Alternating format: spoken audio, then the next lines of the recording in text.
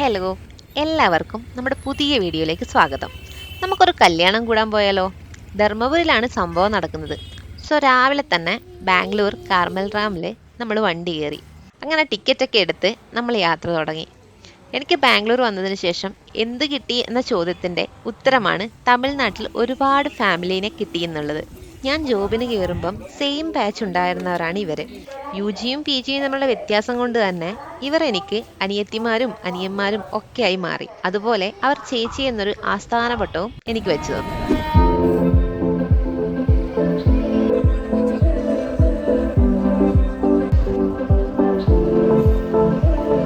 ട്രെയിനിലൊക്കെ യാത്ര ചെയ്യുമ്പം ഒരു പ്രഹസനത്തിന് വേണ്ടി വായിക്കുന്നൊന്നല്ല കേട്ടോ ഈ ബുക്കുകൾ. ഇങ്ങനെയുള്ള പല യാത്രകളിലും എൻ്റെ ഒരുപാട് ബുക്സ് കംപ്ലീറ്റ് ചെയ്യാൻ എന്നെ സഹായിച്ചിട്ടുണ്ട്. നമ്മൾ നേരെ ധർമ്മപുരി എത്തി. അവിടെ എത്തുമ്പം ഒരു 10:30 ആയിട്ടുണ്ടായിരുന്നു. ഒരു 3.5 hours ഡിസ്റ്റൻസ് ആയിരുന്നു ഇവിടുന്ന് അവിടത്തേക്ക് ട്രെയിനിൽ. അത് കഴിഞ്ഞ് നമുക്ക് നേരെ ബസ് പിടിക്കണം. ആ ബസ് സ്റ്റാൻഡിലേക്ക് പോകാനാണെങ്കിലോ ഒരുപാട് പേര് വന്നിട്ട് ഓട്ടോ കയറുന്നോ എന്ന് ചോദിക്കുന്നുണ്ടായിരുന്നു. അവസാനം അവർ പറഞ്ഞ പൈസക്കൊന്നും നമ്മൾ ഒക്കില്ലാന്നായപ്പം നമ്മളെല്ലാവരെയും കൂടി ഒരൊറ്റ ഓട്ടോയിൽ അവർ കൊണ്ടുപോയി. അതാണെങ്കിൽ നമ്മൾ നിലത്തൊക്കെ ഇരുന്നിട്ടാണ് പോയിട്ടുണ്ടായിരുന്നത്. നമ്മുടെ നാട്ടിലെ പോലത്തെ ഓട്ടോ ഒന്നുമല്ല, ഒരുപാട് സ്പേസ് ഉണ്ടായിരുന്നു. പിന്നെ നമ്മൾ ഫുഡൊക്കെ കഴിച്ചു. കാരണം ഇവിടുന്ന് ഇനിയും നമുക്ക് കുറച്ച് ദൂരം പോകാനുണ്ട്, ഒരു 1.5 hour ഉണ്ട്. നമ്മൾ എത്തുമ്പോഴത്തേക്കും ഏകദേശം ഉച്ചയായിരിക്കും. അതുകൊണ്ട് തന്നെ നമ്മൾ നേരെ ബസ്സിന് കയറി. അഗ്രഹാരം എന്ന് പറയുന്നൊരു സ്ഥലത്തേക്കാണ് നമുക്ക് പോകേണ്ടത്.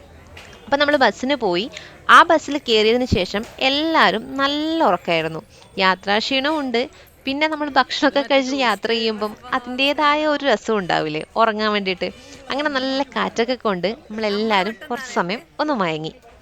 ഞാനും തേജസ്സും ആദ്യമായിട്ടാണ് ഈ റൂട്ടൊക്കെ പോകുന്നത്. നമ്മൾ എങ്ങനെയെങ്കിലുമൊക്കെ അവിടെ എത്തിപ്പെടുമെങ്കിലും ഇവരൊക്കെ ഉണ്ടായത് കൊണ്ട് നമ്മൾ റൂട്ടൊന്നും തെറ്റാതെ കറക്റ്റ് സമയത്ത് തന്നെ കറക്റ്റ് സ്ഥലത്ത് എത്തിപ്പെട്ടു. ഇനി അവിടുന്ന് നമ്മുടെ ശിവേൻ്റെ വീട്ടിലേക്ക് കുറച്ച് ദൂരമുണ്ട്. ഇനി ശിവ ആരാണെന്നാണോ? നമ്മൾ പോകുന്നത് ശിവേൻ്റെ അനിയത്തിൻ്റെ കല്യാണം കൂടാനാണ്. ഞാൻ നേരത്തെ പറഞ്ഞ അനിയന്മാരില്ലേ, അതിലൊരാളാണ് ശിവ. അങ്ങനെ നമ്മൾ അവിടുന്ന് കുറച്ച് ദൂരം നടക്കണം എന്ന് വിചാരിച്ച് നടക്കാൻ തുടങ്ങിയപ്പോഴത്തേക്കും ശിവ നമുക്ക് വണ്ടിയൊക്കെ കൊണ്ടുവന്ന് നമ്മളെ കൂട്ടാൻ വന്നിട്ടുണ്ടായിരുന്നു.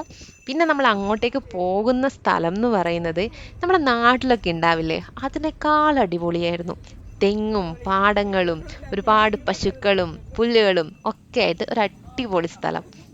അവിടെ നിന്ന് നമ്മൾ നേരെ ശിവേൻ്റെ വീട്ടിലേക്ക് പോയി. അവിടെയാണെങ്കിൽ അവരിങ്ങനെ ഒരുപാട് ചടങ്ങുകളും കാര്യങ്ങളൊക്കെ ഉണ്ടായിരുന്നു.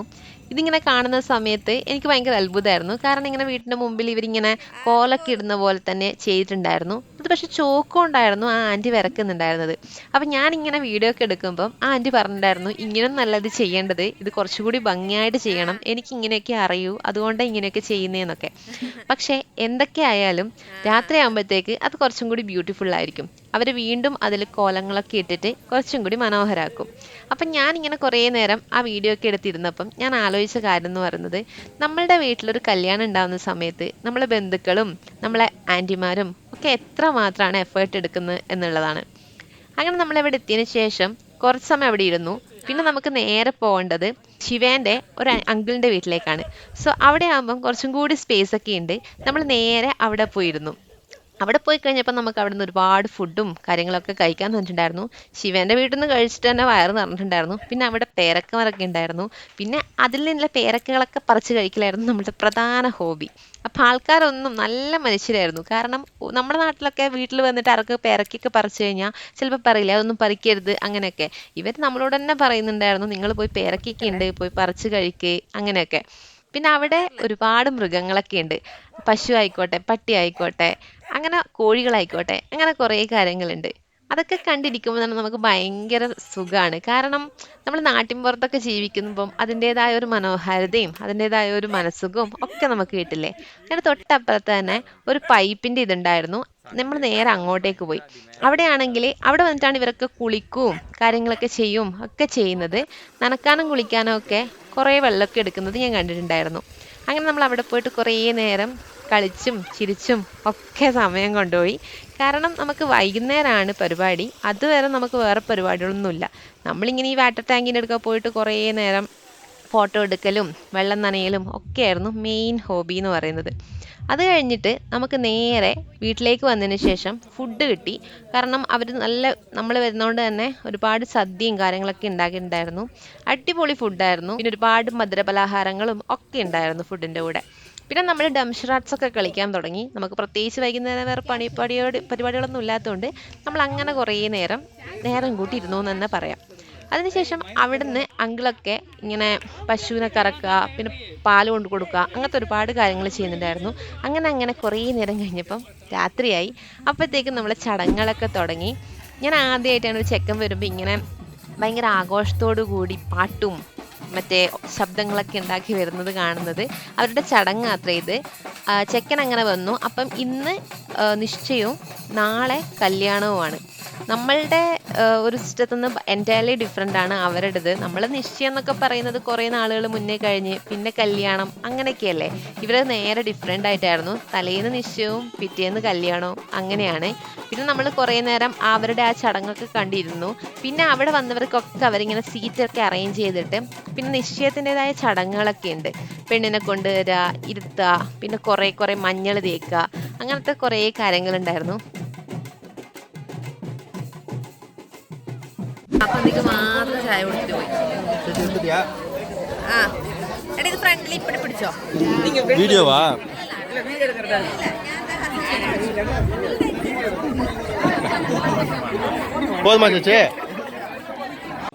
ഞാൻ എൻ്റെ ലൈഫിൽ ആദ്യമായിട്ടാണ് ഇങ്ങനെ വേറൊരു സംസ്ഥാനത്തെ കല്യാണത്തിനൊക്കെ പങ്കെടുക്കുന്നത്. ഈ സിനിമയിലൊക്കെ കണ്ടിട്ടുള്ള പരിചയമുണ്ട് എന്നല്ലാതെ ഇങ്ങനെയൊക്കെ ഞാൻ ആദ്യമായിട്ടാണ് കാണുന്നത്.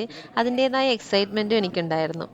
അവിടെ ചെക്കൻ്റെ വീട്ടുകാരും പെണ്ണിൻ്റെ വീട്ടുകാരൊക്കെ അപ്പുറത്തും ഇപ്പുറത്തൊക്കെ ആയിട്ട് ഇരുന്നിട്ട് നടുക്ക് കുറേ വിളക്കൊക്കെ കത്തിച്ച് അങ്ങനെ കുറേ ചടങ്ങുകളായിരുന്നു അവിടെ ഉണ്ടായിരുന്നത്. പിന്നെ ഈ ചെക്കൻ്റെ വീട്ടിൽ നിന്ന് വരുമ്പോൾ അവർ പുടവയും അതുപോലെ തന്നെ ഫ്രൂട്ട്സും കാര്യങ്ങളൊക്കെ കൊണ്ടുവന്നിട്ടുണ്ടായിരുന്നു. അപ്പം നമ്മുടെ നാട്ടിൽ ഈ പുടവ കൊടുക്കൽ ചടങ്ങാണോ ഇത് എന്നൊന്നും എനിക്കറിയില്ല. പിന്നെ അവിടെ എല്ലാവരും വന്ന് ദീപമൊക്കെ തെളിയിച്ച് പിന്നെ പെണ്ണിനെ കൊണ്ടിരുത്തുക, പിന്നെ മഞ്ഞൾ തേപ്പിക്കുക, പിന്നെ വേറെ കുറേ ചടങ്ങുകളുണ്ടായിരുന്നു. ഇങ്ങനെ കണ്ണാടി നോക്കിയിട്ട് മുടി വാരി കൊടുക്കുക. അതൊക്കെ എൻ്റെ ലൈഫിലെ ആദ്യത്തെ കാഴ്ചകളാണ്. ഞാൻ ഇങ്ങനെയൊന്നും കണ്ടിട്ടൊന്നുമില്ല. അപ്പം നല്ല രസമായിരുന്നു അവരുടെ ചടങ്ങൊക്കെ കാണാൻ വേണ്ടിയിട്ട്. അവർ യൂസ് ചെയ്യുന്ന ആഭരണങ്ങളായിക്കോട്ടെ അല്ലെങ്കിൽ സാരി ആയിക്കോട്ടെ എല്ലാം നമ്മളിൽ നിന്ന് ഭയങ്കര ഡിഫറെൻ്റ് ആയിട്ട് എനിക്ക് തോന്നിയിട്ടുണ്ടായിരുന്നു. നമ്മളിങ്ങനെ എപ്പോഴും ഗോൾഡ് ഓർണമെൻറ്റ്സ് അങ്ങനത്തെയൊക്കെയല്ലേ നമ്മൾ യൂസ് ചെയ്യാറ്. പക്ഷേ ഇവർ ഭയങ്കര എൻ്റയർലി ഡിഫറെൻ്റ് ആണ്. കല്യാണത്തിന് എങ്ങനെയാണെന്ന് എനിക്കറിയില്ല. നമ്മൾ നിശ്ചയത്തിൻ്റെ ചടങ്ങിന് മാത്രമേ നിന്നിട്ടുണ്ടായിരുന്നുള്ളൂ. പിന്നെ ഇവരുടെ ചടങ്ങൊക്കെ കാണുന്ന സമയത്ത് പലർക്കും പല കാര്യങ്ങളും മനസ്സിൽ ഓർമ്മ വരും. കാരണം നമ്മുടെ നാട്ടിലും ഇതുപോലത്തെ കുറേ ചടങ്ങുകളുണ്ട്. ചിലപ്പം അത് കാണുമ്പോൾ അവർക്ക് ഭയങ്കര സ്പെഷ്യലായിട്ട് തോന്നാം. അത് കഴിഞ്ഞ് നമ്മളെല്ലാവരും ഇങ്ങനെ ശിവേൻ്റെ എക്സ്പ്രഷൻ എങ്ങനെയായിരിക്കും, അതായത് അനിയത്തീനെ ശിവ ഭയങ്കര കെയറിങ്, ഫാമിലീനെ ഭയങ്കര കെയർ ചെയ്യുന്ന ഒരാളാണ്. അപ്പോൾ അവൻ്റെ എക്സ്പ്രഷൻ എങ്ങനെയായിരിക്കും എന്നൊക്കെ കാണാൻ വേണ്ടിയിട്ട് കുറേ നേരം ഇങ്ങനെ വെയിറ്റ് ചെയ്തിട്ടുണ്ടായിരുന്നു. പിന്നെ ചെക്കൻ്റെ കാര്യം പറയുകയാണെങ്കിൽ ചെക്കൻ വന്നതിന് ശേഷം പെണ്ണിനെയാണ് അവർ കൂടുതൽ ഇങ്ങനത്തെ കുറേ കാര്യങ്ങളൊക്കെ ചെയ്യുന്നത് കണ്ടിട്ടുണ്ടായിരുന്നത്. പിന്നെ ചെക്കൻ എന്ന് പറഞ്ഞു കഴിഞ്ഞാൽ അവസാനം അവർ റിങ് എക്സ്ചേഞ്ച് ചെയ്യുക അത്രയൊക്കെ ഉണ്ടായിരുന്നുള്ളൂ.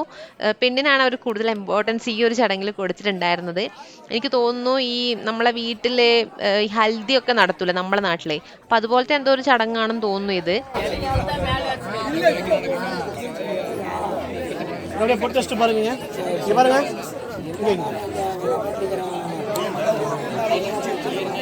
കല്യാണം എന്ന് പറയുന്നത് ഭയങ്കര അടിപൊളിയായിട്ടുള്ളൊരു കാര്യമാണെങ്കിലും ചില സമയത്ത് സങ്കടം തോന്നാറുണ്ട്. കാരണം നമ്മളെ വീട്ടിലൊരു പെൺകുട്ടീനെ വേറൊരു വീട്ടിലേക്ക് അയക്കുമ്പം തത്വം പറയുന്നൊന്നും അല്ലെങ്കിലും അത് എല്ലാവരുടെ ലൈഫിലും ഉണ്ടാവുന്നതാണ്. അച്ഛനും അമ്മക്കും സിബ്ലിങ്സിനൊക്കെ തോന്നുന്ന ആ ഒരു ഫീലിങ്സ് ഉണ്ടല്ലോ, അത് ഭയങ്കരമാണ്. കാരണം ഇപ്പം നമുക്കായാലും തോന്നില്ലേ ഇടയ്ക്ക് എന്തിനാണ് നമ്മൾ വേറൊരു വീട്ടിൽ പോയി നിൽക്കുന്നതെന്നൊക്കെ ഉള്ളത്. അത് നമ്മളങ്ങനെ ചെയ്യേണ്ടതായിരിക്കാം. പക്ഷേ ആ ഫാമിലിനൊക്കെ വിട്ട് വരുമ്പോൾ ഉണ്ടാവുന്ന ആ ഒരു വിഷമം, അല്ലെങ്കിൽ പോട്ടെ ചെക്കൻ്റെ വീട്ടുകാർക്കായാലും പുതിയൊരു മെമ്പറിനെ ഉൾക്കൊള്ളാനുള്ള ആ ഒരു ബുദ്ധിമുട്ട്. അപ്പോൾ കല്യാണം എന്ന് പറയുന്നത് നമ്മുടെ രണ്ട് ഫാമിലികൾ ഒന്നിക്കേണ്ട ഒരു സംഭവമാണെങ്കിലും എന്തോ ഒരു സ്പെഷ്യാലിറ്റി ആ ഒരു മൊമെൻറ്റിനുണ്ട്. അതെപ്പോഴും നമുക്ക് ഫീൽ ചെയ്യാറുണ്ട്. വേറെ ഏതൊരു കല്യാണം കഴിഞ്ഞ് കാണുമ്പോഴും എനിക്ക് പലപ്പോഴും ഒരു സന്തോഷം കൊണ്ടുള്ളൊരു വിഷമായാലും എൻ്റെ മനസ്സിൽ തോന്നാറുണ്ട്. അതൊക്കെ അവിടെ നിൽക്കട്ടെ. എന്തായാലും നമ്മൾ നല്ല അടിപൊളിയായിട്ട് കല്യാണമൊക്കെ കണ്ടു. കല്യാണമല്ല, നിശ്ചയം കണ്ടു. കല്യാണം നെക്സ്റ്റ് ഡേ മോർണിംഗ് ആണ്. സോ നമ്മൾ ആരും അവിടെ നിന്നിട്ടുണ്ടായിരുന്നില്ല. കാരണം നമുക്ക് നെക്സ്റ്റ് ഡേ ഓഫീസൊക്കെ ഉള്ളതുകൊണ്ട് നമ്മളെല്ലാവരും അന്ന് രാത്രി തന്നെ തിരിച്ചിട്ടുണ്ടായിരുന്നു. അങ്ങനെ ചടങ്ങുകളൊക്കെ കണ്ട് കഴിഞ്ഞതിന് ശേഷം നമ്മൾ ഭക്ഷണമൊക്കെ കഴിച്ചു. അവർ ഈ ഒരു ചടങ്ങിന് നോൺ വെജ് ഒന്നും ഉണ്ടാക്കാറില്ല, വെജ് മാത്രമേ ഉണ്ടാക്കാറുള്ളൂ. അപ്പം നമ്മൾ അങ്ങനെ വെജൊക്കെ കഴിച്ച് അവിടുത്തെ ഒരുവിധം നല്ല ഫുഡായിരുന്നു. അത് നമുക്ക് എല്ലാവർക്കും ഭയങ്കരമായിട്ട് എൻജോയ് ചെയ്തിട്ടുണ്ടായിരുന്നു. പിന്നെ നമ്മളെല്ലാവരും കെട്ടിയും പണ്ടക്കെട്ടൊക്കെ എടുത്ത് ഇറങ്ങി. നമുക്ക് നൈറ്റാണ് ബസ്സുള്ളത്. അപ്പോൾ ഇങ്ങോട്ടേക്ക് തിരിച്ചു വരാൻ വേണ്ടി ബസ്സില്ല, സോറി ട്രെയിൻ ഇല്ല, ബസ്സാണുള്ളത്. അപ്പോൾ ഏതാ ടൈമിംഗ് ഒന്നും നമുക്ക് അത്ര കൃത്യമായിട്ട് അറിയുന്നുണ്ടായിരുന്നില്ല. അപ്പോൾ നമ്മളെല്ലാവരും വേഗം ഫുഡൊക്കെ കഴിച്ചിട്ട് ഇറങ്ങി അവിടെ നിന്ന്. പിന്നെ തേസിൻ്റെ ബർത്ത്ഡേ ആയിരുന്നു അന്ന് രാത്രി. അപ്പം നമ്മൾ കുറേ ട്രൈ ചെയ്തു കേക്കൊക്കെ കിട്ടാൻ വേണ്ടിയിട്ട്. നമുക്ക് അറിയാത്തൊരു സ്ഥലമായിരുന്നു. എങ്ങനെയൊക്കെയോ നമ്മൾ അവിടെയുള്ള ഒരു കടയിൽ നിന്ന്, കട പൂട്ടാൻ പോയപ്പം ബ്രെഡൊക്കെ ഒപ്പിച്ച് കൊണ്ടുവന്ന് അതിലൊരു മാസ്റ്റിക്കൊക്കെ കത്തിച്ച് വെച്ചിട്ട് നമ്മൾ ബർത്ത്ഡേ ആഘോഷിച്ചു. അതെന്തായാലും എന്താ പറയുക, നമുക്ക് സ്പെഷ്യൽ ആയിരുന്നു ആ ഒരു ബർത്ത്ഡേ സെലിബ്രേഷൻ. കാരണം നമ്മൾ ഒട്ടും പ്രതീക്ഷിക്കാതെ എങ്ങനെയെങ്കിലും ഒന്ന് എന്തെങ്കിലുമൊക്കെ ഒന്ന് കട്ട് ചെയ്ത് ആഘോഷിക്കണം എന്നുണ്ടായിരുന്നു. പക്ഷെ ഇത്രയും ഇങ്ങനെയൊന്നും ആഘോഷിക്കാൻ പറ്റും നമ്മൾ വിചാരിച്ചിട്ടുണ്ടായിരുന്നില്ല. എന്തായാലും എൻ്റെ കൂടെ ഉണ്ടായിരുന്ന എല്ലാ കുട്ടികളും ഭയങ്കര നല്ല ഹാർട്ടുള്ളവരായതുകൊണ്ട് തന്നെ നമുക്ക് ഇങ്ങനെയൊക്കെയെങ്കിലും ആഘോഷിക്കാൻ പറ്റിയിട്ടുണ്ടായിരുന്നു. അത് ഒരിക്കലും നമ്മുടെ ലൈഫിൽ മറക്കാത്തൊരു കാര്യമാണ്. അങ്ങനെ നമ്മൾ ബർത്ത്ഡേ ഒക്കെ സെലിബ്രേറ്റ് ചെയ്ത് പിന്നെ നേരെ അവിടെ നിന്ന് ബസ് കയറി.